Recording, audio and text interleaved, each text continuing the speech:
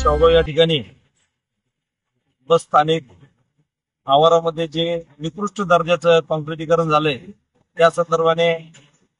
आम्ही सगळ्या कार्यकर्त्यांनी या ठिकाणी आमरण उपोषणाचा प्रशासनास इशारा दिल्यानंतर संबंधित खात्याचे अधिकारी ताळभोर साहेब असतील,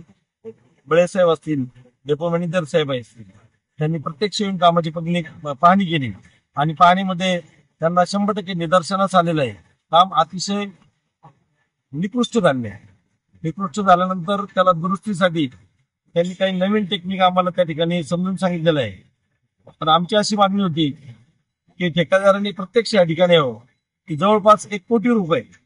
80-90 लाख रुपये खर्च करून या ठिकाणी गेल्या 3-4 महिन्यापूर्वी झालेलं काम निकृष्ट झालं की ज्या कारणाने आपल्याला जे धुळीचा त्रास झालाय त्यात आबालवृद्ध नागरिक असतील, लहान मुलं असतील किंवा प्रशासन एसटी चे कर्मचारी असतील त्यांना अतिशय या सगळ्या त्रासाला सामोरं जावं लागत होतं। म्हणून आम्ही कार्यकर्त्यांनी या ठिकाणी उपोषण ठेवलंय। आज अधिकाऱ्यांनी आपल्याला त्याला नवीन मायक्रो कॉन्क्रिटीकरण करून आपण ही धूळ थांबवू